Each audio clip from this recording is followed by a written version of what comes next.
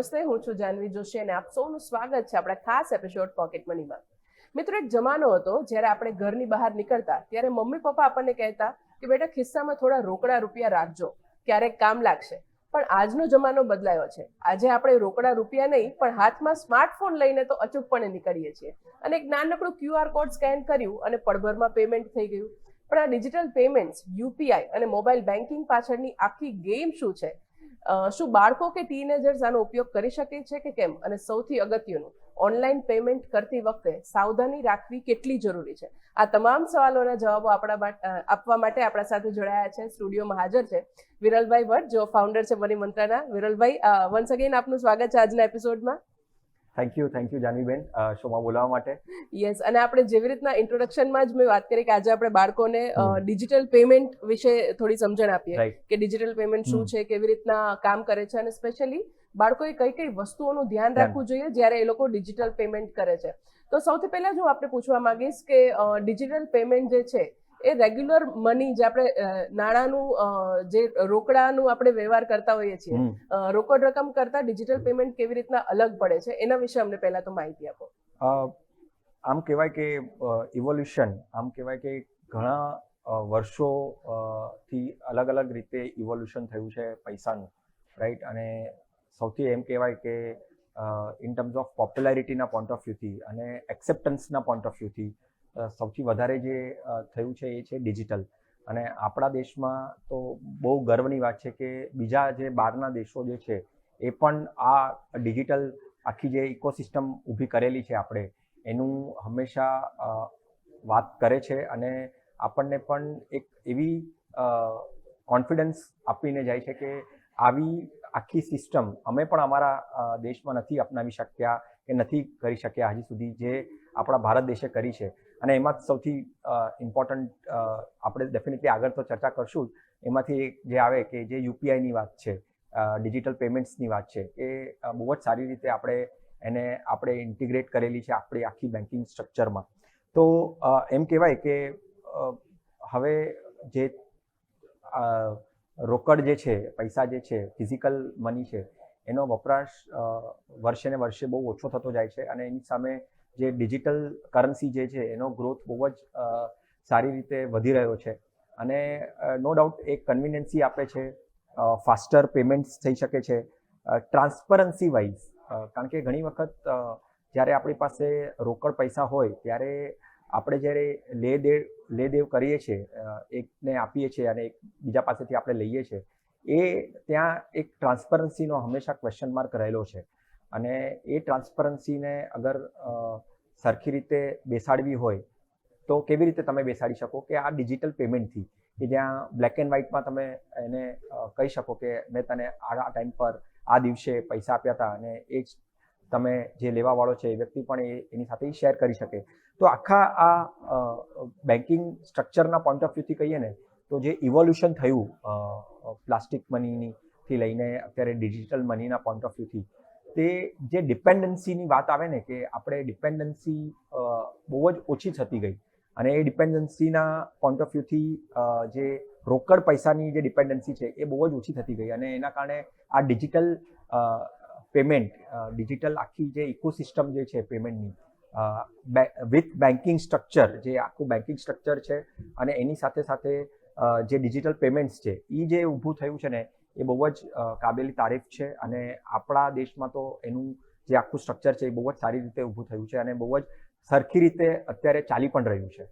બિલકુલ. તો આ જે ડિજિટલ પેમેન્ટની વાત છે એના માટે જેમ સરે કીધું એવી રીતના ઘણા બધા દેશ કરતા ભારત આગળ છે અને ઘણા બધા કન્ટ્રીઝ એવા છે જે જોઈ રહ્યા છે કે ભારતે કેવી રીતના આખી વસ્તુ ડેવલપ કરી.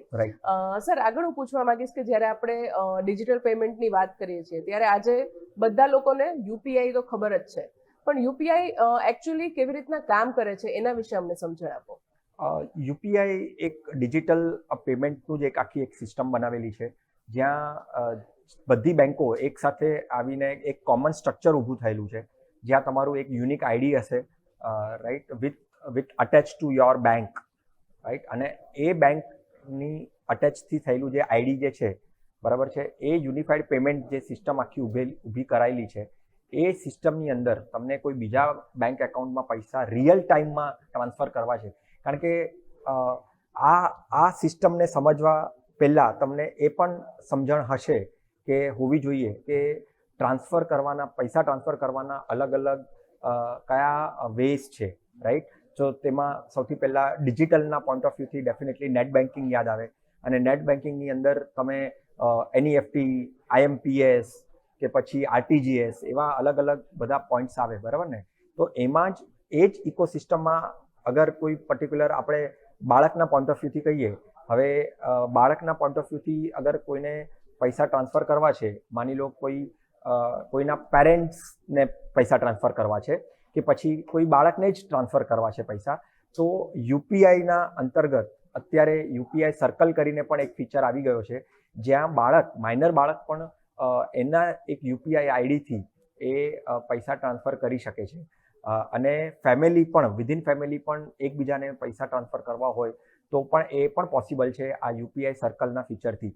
તો બેસિકલી યુપીઆઈ જે ફીચર જે છે એ એક real time transfer to other bank account જે આપણે એને કહી શકીએ, એ બહુ જ સારી રીતે સ્ટ્રક્ચર થયું છે. અને સૌથી બેસ્ટ પાર્ટ આમાં યુપીઆઈનો એ છે કે બધી બેંકોને એક જ પ્લેટફોર્મ પર લાવીને, કારણ કે આ કોમ્પિટિશનનો જમાનો છે, રાઈટ. કોમ્પિટિશનના જમાનામાં બધી જગ્યાએ કંપનીઓની પણ કોમ્પિટિશન હોય, તો બેંકોની કેમ નહીં. એવા એન્વાયરમેન્ટમાં પણ બધી બેંકોએ હાથ મિલાવીને એક ઇન્ફ્રાસ્ટ્રક્ચર ઊભું કર્યું આપણી સેન્ટ્રલ બેંકે, જે RBI છે, અને લોકોને સહુલતી મળે, લોકોનું પેમેન્ટ ટ્રાન્સફર થાય. હવે સૌથી બેસ્ટ પાર્ટ શું છે બીજો જાનવીબેન યુપીઆઈનો, કે બીજા દેશોમાં પણ યુપીઆઈ એક્સેપ્ટન્સી આવી ગઈ છે.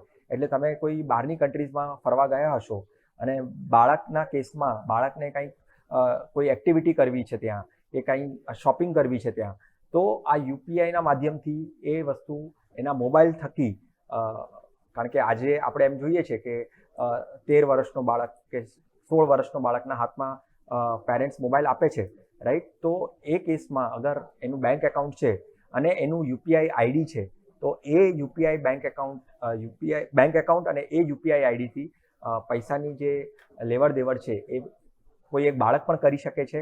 ડેફિનેટલી એના પેરેન્ટ્સના નિગરાનીમાં જ એ બધી વસ્તુઓ થવી જોઈએ, એ અપેક્ષિત છે. પણ હા, કન્વિનિયન્સી અને ફાસ્ટ ટ્રાન્સફરન્સીના પોઈન્ટ ઓફ વ્યૂથી યુપીઆઈ એક બહુ જ સારું એવું ડિજિટલ બેન્કિંગ ટૂલ છે જે લોકો યુઝ કરી રહ્યા છે. બિલકુલ. સો આપણે બાળકોને યુપીઆઈ વિશે તો સમજણ આપે કે કેવી રીતના યુપીઆઈ કામ કરે છે. યુપીઆઈ પોપ્યુલર થવા પાછળનું રીઝન શું છે સર? આપનું શું માનવું છે કે ભારતમાં આટલું પોપ્યુલર છે યુપીઆઈ, એના પાછળ શું કારણ હોઈ શકે? યુપીઆઈ એક તો છે ને, એક ડિપેન્ડન્સી જે કેશની જે છે એ તમારી સાવ છૂટી જાય છે એમાં. કારણ કે બહુ વખત એવું જોવાય છે કે પૈસા ચોરાઈ જાય છે, પાકીટ ચોરાઈ જાય છે, બરાબર છે, આપણને કેરી કરવું પડે છે. પૈસા કેરી કરવા એક બહુ મોટી ચેલેન્જ છે, રાઈટ, આપણા દેશમાં. તો હવે એ બધાનું સોલ્યુશન કેવી રીતે થાય? તો એક ભાગ ડેફિનેટલી પોપ્યુલારિટીના પોઈન્ટ ઓફ વ્યૂથી એક એ પણ હોઈ શકે કે મારે પૈસા કેરી કરવાની જરૂર નથી. આજે લિટરલી અગર મારે એક સિટીથી બીજા સિટી જવું છે, મારી પાસે મારો મોબાઈલ છે અને મારી પાસે મારું પાકીટ નથી તો ચાલી જશે, પણ મારો મોબાઈલ નહીં હોય તો નહીં ચાલે. પણ મેઇન વાત કરવાની અહીંયા એ છે કે પાકીટ નથી તો મારી પાસે હાર્ડ કેશ નથી, બરાબર ને. તો પણ હું મારા મોબાઈલથી ડિજિટલ પેમેન્ટથી, ડિજિટલ ટ્રાન્સફરથી હું પૈસા કોઈ પણ જગ્યાએ પે કરી શકું છું, એનો યુઝ કરી શકું છું. કારણ કે આ સિસ્ટમ બધી જગ્યાએ ઇન્ટિગ્રેટ થઈ ગઈ છે. ચાહે તમે ટ્રાવેલ કરો ત્યાં, તમે કોઈ દુકાનમાં જાઓ તો ત્યાં, તમે કોઈ શોપિંગ કરવા જાઓ તો ત્યાં, કોઈ પણ જગ્યાએ તમને આ યુપીઆઈ જે છે, યુપીઆઈ ડિજિટલ પેમેન્ટ સિસ્ટમ છે. કારણ કે ક્વિક રિયલ ટાઈમ ટ્રાન્સફર પૈસા, કોઈની પાસેથી કોઈ પણ વસ્તુ લેવી છે અને એના માટે પૈસા ચૂકવવા છે, અને તમારું બેંક એકાઉન્ટ હશે અને એ બેંક એકાઉન્ટને તમે યુપીઆઈ સાથે કનેક્ટ કરેલું હશે, ડિજિટલ પેમેન્ટથી કનેક્ટ કરેલું હશે, તો રિયલ ટાઈમમાં તમે એ પૈસા તમને કોઈને પણ ટ્રાન્સફર કરી શકો છો. અને એ પણ without any cost. As on date કોઈ કોસ્ટ ગવર્મેન્ટ લેતી નથી એ યુપીઆઈનો યુઝ કરવાના કારણે. આગળ જઈને શું થશે એ આપણને નથી ખબર, પણ લિટરલી ફ્રી ઓફ કોસ્ટ છે. ડેફિનેટલી ગવર્મેન્ટને ક્યાંક ને ક્યાંક પૈસા ચૂકવવા પડે છે, કારણ કે મલ્ટિપલ સ્ટેક હોલ્ડર ક્યાંક ને ક્યાંક ઇન્વોલ્વ છે. પણ as an individual real time મને કોઈને પૈસા ટ્રાન્સફર કરવા છે તો એ યુપીઆઈથી બહુ જ સહેલાઈથી પોસિબલ છે. બિલકુલ સર, તો તમે જેવી રીતના માહિતી આપી એવી રીતના યુપીઆઈથી પેમેન્ટ કરવું એટલું સરળ છે કે પછી એ કન્યાકુમારીનો દરિયો હોય કે કેદારનાથનો ટ્રેક હોય, તમે દરેક જગ્યાએ યુપીઆઈ થકી પેમેન્ટ કરી શકો છો. આગળ હું પૂછવા માંગીશ કે જ્યારે આપણે યુપીઆઈની વાત કરીએ છીએ ત્યારે શું બાળકો માટે કે ટીનેજર્સ માટે યુપીઆઈ યુઝ કરવું પોસિબલ છે, અને જો હા તો કેવી રીતે? યુપીઆઈમાં એક યુપીઆઈ સર્કલ કરીને ફીચર સ્ટાર્ટ થયું છે કે ફેમિલી અરાઉન્ડ અમારે પૈસા ટ્રાન્સફર કરવા છે તો વિધિન ફેમિલી બાળક પેરેન્ટ્સને એ પૈસા એક યુપીઆઈ આઈડીથી ટ્રાન્સફર કરી શકે છે. કારણ કે ઘણી વખત એવું બની શકે કે બાળકના એકાઉન્ટમાં જેટલા પૂરતા પૈસા જોઈએ એ પૂરતા પૈસા ના હોય તો પેરેન્ટ્સને ઘણી વખત એના બેંક એકાઉન્ટમાં ટ્રાન્સફર કરવાની જરૂરત પડી શકે. તો એવા કેસમાં યુપીઆઈ સર્કલ જે ફેમિલીના પોઈન્ટ ઓફ વ્યૂથી ડેફિનેટલી એ એક્સેસેબલ છે એ ઓપ્શન, પણ યુઝ કરવું કે ન જોવું ને એ થોડોક એક ડિબેટેબલ પ્રશ્ન છે. કારણ કે જ્યાં પૈસાની વાત આવે ને ત્યારે ઘણી વખત પ્રોબ્લેમ્સ પણ ઊભા થઈ શકે છે, એનો મિસયુઝ થઈ શકે અલગ રીતે. હવે આપણે થોડી વાર પહેલાં કન્વિનિયન્સીની વાત કરી. હવે કન્વિનિયન્સી સામે એક બીજો મોટો પ્રોબ્લેમ એ છે કે ઘણી વખત આપણા એકાઉન્ટ હેક થઈ જાય છે, આપણી સાથે સ્કેમ થઈ જાય છે. તો એવા બધા બનાવો બહુ બનતા હોય છે. હવે જ્યારે કોઈ મેજર વ્યક્તિ એટલે જે માઇનર નથી અને મેજર છે, જે રીતે પેરેન્ટ્સ છે કે જે 20 વર્ષનો, 30 વર્ષનો, 40 વર્ષનો, 50 વર્ષનો વ્યક્તિ છે, એનાથી પણ મિસ્ટેક્સ થઈ જાય છે આ બધું યુઝ કરવામાં, અને સ્કેમ થઈ જાય છે અને ડિજિટલ ફ્રોડ થઈ જાય છે. તો એવા એન્વાયરમેન્ટમાં ડેફિનેટલી માઇનરને એટલી સલાહ રહેતી નથી કે એ યુઝ કરે. હા, સલાહ અહીંયા એ છે કે એના અંડર ગાર્ડન જે છે, જે પેરેન્ટ્સ છે, એના નજરમાં જ આ બધી વસ્તુઓ થાય અને એક્ટિવિટી થાય તો આ ડેફિનેટલી યુઝ કરી શકે. કન્વિનિયન્સી આપે છે એમાં કોઈ સવાલ જ નથી, એમાં કોઈ પ્રશ્ન જ અહીંયા ચિહ્ન ઊભા થતા નથી. કન્વિનિયન્સીના પોઈન્ટ ઓફ વ્યૂથી બહુ જ બેનિફિશિયલ છે, અને રિયલ ટાઈમ ટ્રાન્સફર, તમને જે વસ્તુ લેવી હોય એ રિયલ ટાઈમ તમે એનું પરચેસિંગ કરી શકો, એ બધા માટે તો કન્વિનિયન્સી ડેફિનેટલી છે, અને એ જરૂર પડે તો ક્યાંક ને ક્યાંક યુઝ ડેફિનેટલી કરવું જ જોઈએ.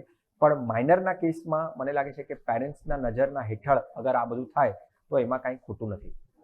બિલકુલ. તો જ્યારે પેરેન્ટ્સ સાથે છે કે એમના ગાઈડન્સ સાથે અગર તમે યુપીઆઈ પેમેન્ટ યુઝ કરો છો તો બિલકુલ એ વસ્તુ પોસિબલ છે. આ ચર્ચાને આગળ વધારીએ, પરંતુ હાલ સમય થયો છે એક નાનકડા વિરામનો.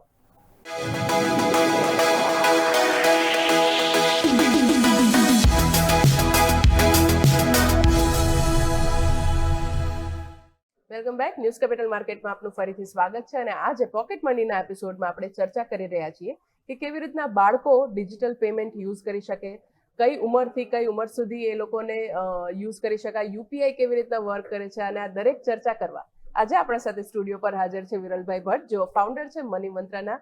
સર, વન્સ અગેન આપનું સ્વાગત છે આજના એપિસોડમાં. સો આપણે બ્રેક પર જતા પહેલા અલગ અલગ મુદ્દાઓ વિશે ચર્ચા કરી કે first of all digital payment શું છે, યુપીઆઈ કેવી રીતે કામ કરે છે, બાળકો કેવી રીતના યુપીઆઈ નો યુઝ કરી શકે. તમે કીધું કે પેરેન્ટ્સના ગાઈડન્સ હેઠળ આ દરેક વસ્તુ પોસિબલ છે. સર, આગળ હું આપણે પૂછવા માંગીશ કે જ્યારે આપણે ઓનલાઈન ડિજિટલ પેમેન્ટની વાત કરીએ છીએ ત્યારે મોબાઈલ બેન્કિંગ આ શું છે અને આ કેવી રીતના ડિજિટલ પેમેન્ટમાં મેઇનલી વર્ક કરે છે? મોટા લોકો નેટ બેન્કિંગને વધારે પ્રેફરન્સ આપે, પણ મને લાગે છે બાળકો જે 13, 14, 15, 16 વર્ષના હશે એ ડેફિનેટલી મોબાઈલ બેન્કિંગને વધારે પ્રેફરન્સ આપશે. કારણ કે મોબાઈલ એમની પાસે હંમેશા હોય જ છે, અને એપનો જમાનો છે. એપથી, મોબાઈલ બેન્કિંગથી તમે એવી ઘણી બધી વાતો કરી શકો બેન્કિંગના પોઈન્ટ ઓફ વ્યૂથી. બેલેન્સ ચેક કરવું છે, કોઈને પૈસા ટ્રાન્સફર કરવા છે, મોબાઈલ બિલ મોબાઈલ જે યુઝ કરે છે એ બિલ તમે ત્યાં પેમેન્ટ કરી શકો. તો કન્વિનિયન્સી પોઈન્ટ ઓફ વ્યૂથી મોબાઈલ બેન્કિંગ ઘણા બધા એવા પાસાઓ જે છે જે તમને ક્યારે એટીએમ છે કે પછી બેંક છે એનો દરવાજો જ તમારે જોવાની જરૂર નથી, બરાબર ને? કારણ કે બધી વાતો જે તમે મેજરલી તમે કરવા માંગો છો, જે બેંકમાં જઈને લોકો કરતા હોય છે, એ જ બધી વાતો નેટ બેન્કિંગમાં અને મોબાઈલ બેન્કિંગમાં સ્પેશિયલી હવે આવી ગઈ છે કે ત્યાંથી તમે કાર્ડનું એક્સેસના પોઈન્ટ ઓફ વ્યૂથી, લિમિટના પોઈન્ટ ઓફ વ્યૂથી. એટલે હવે એ પણ એક વાત છે કે સપોઝ કોઈ પેરેન્ટ્સ એવું વિચારે છે કે મારા બાળકને અગર બેન્કિંગ ટ્રાન્ઝેક્શનથી જોડાવવું છે તો હું એને જોડાવું છું, પણ સાથે સાથે મને એને રિસ્ટ્રિક્શન પણ આપવું છે, તો તમે લિમિટ પણ સેટ કરી શકો, બરાબર ને. મોબાઈલ બેન્કિંગમાં એવા ફીચર્સ છે કે તમે કેટલું પૈસા તમારે સ્પેન્ડ કરાવવા છે, ડેબિટ કાર્ડ યુઝ કેટલું કરાવવું છે, અગર એ ડેબિટ કાર્ડ એ બેંક એકાઉન્ટ સાથે કોઈ ક્રેડિટ કાર્ડ પણ મળેલું છે તો એ ક્રેડિટ કાર્ડની પણ લિમિટ શું છે, બરાબર છે. એ બધાના પેમેન્ટ્સ છે, એનું બેલેન્સ ચેક કરવું, ફેમિલીમાં પૈસા ટ્રાન્સફર કરવા, તો ઘણી બધી વાતો જે છે એ તમે મોબાઈલ બેન્કિંગથી કરી શકો. બહુ જ સહેલાઈથી આજના જમાનામાં મોબાઈલ બેન્કિંગ એ બહુ જ મોટું ઇમ્પોર્ટન્ટ થઈ ગયું છે, કારણ કે હવે લોકો બેન્કોમાં તો ચલો જવાનું છોડી જ દીધું છે, અને નેટ બેન્કિંગને પણ યુઝ કરવાનું હવે બહુ છૂટતું જાય છે. એ એન્વાયરમેન્ટમાં મોબાઈલ બેન્કિંગ બહુ જ મોટું અને બહુ જ ઇમ્પોર્ટન્ટ મેં એવું કહી શકાય કે કદમ છે કે બેન્કોએ રાખ્યું છે અને દિવસે ને દિવસે પોપ્યુલર થઈ રહ્યું છે. બિલકુલ. તો મોબાઈલ બેન્કિંગ એક એવો ટૂલ છે કે જે કદાચ તમે સરળતાથી યુઝ કરી અને તમારા પેમેન્ટ્સ ક્લિયર કરી શકો છો. સર, આગળ હું પૂછવા માંગીશ કે જ્યારે આપણે ડિજિટલ પેમેન્ટની વાત કરીએ છીએ ત્યારે આપણે બધાએ યુઝ કરેલું જ છે વસ્તુ છે QR કોડ. તો QR કોડ પેમેન્ટ પર કેવી રીતના કામ કરે છે અને કેવી રીતના આટલા જલ્દી આપણે QR કોડ સ્કેન કરી અને પૈસા કોઈને આપી શકીએ છીએ? હવે આ જે સેગમેન્ટ છે ને, આપણે બેંકની વાત કરી, આપણે થોડી વાતો ATMની સમજી, આપણે થોડી વાતો ઇન્ટરનેટ બેન્કિંગ અને મોબાઈલ બેન્કિંગની વાતો કરી. હવે ઇવોલ્વ તમે જુઓ કેવી રીતે થઈ રહ્યું છે. હવે આગળ જઈને આપણે એવું સ્ટ્રક્ચર ઊભું થઈ રહ્યું છે અને જેમાં આ QR કોડની વાત આવે છે કે એ એક QR કોડથી તમને કોઈને પૈસા ટ્રાન્સફર કરવા છે ને, તો એ પર્સનની જે આઈડેન્ટિટી છે, બરાબર છે, એ આઈડેન્ટિટી તમે રાઈટ પર્સનને પૈસા ટ્રાન્સફર કરી રહ્યા છો ને, એ તમને QR કોડથી તમને ખબર પડી શકે છે. કારણ કે QR કોડ બનેલો જ એવો કોડ છે, એક એવો સિક્રેટ કોડ છે કે જેમાં બધી ઇન્ફોર્મેશન રહેલી છે. એને ખાલી તમારે સ્કેન કરવાનો છે. એક તમારા પાસે મોબાઈલ એપ ઓલરેડી હશે તમારા ફોનમાં. હવે તો કેમેરાના સેક્શનથી જ તમે QR કોડને સ્કેન કરી શકો છો. અને એ સ્કેન કર્યા પછી સૌથી પહેલાં જે ઇન્ફોર્મેશન પોપઅપ થશે ને, કે એ પર્સનની ઇન્ફોર્મેશન પોપઅપ થશે. એટલે પેમેન્ટના પોઈન્ટ ઓફ વ્યૂથી માની લો આજે લોકો એવું જે હવે જો ઘણી વખત શું થઈ શકે કે તમને જેવી રીતે આપણે યુપીઆઈની વાત કરી, તો યુપીઆઈમાં યુપીઆઈ આઈડી આવે છે, રાઈટ. એ યુપીઆઈ આઈડી તમારે આપવો પડે, રાઈટ, કોઈ પણ પર્સનને કે ભાઈ હા આ મારો આ યુપીઆઈ આઈડી છે, આ યુપીઆઈ આઈડી પર ટ્રાન્સફર કર. હવે યુપીઆઈ આઈડી દેવામાં અને એ નાખવામાં કે એ ટાઈપ કરવામાં મિસ્ટેક થઈ શકે.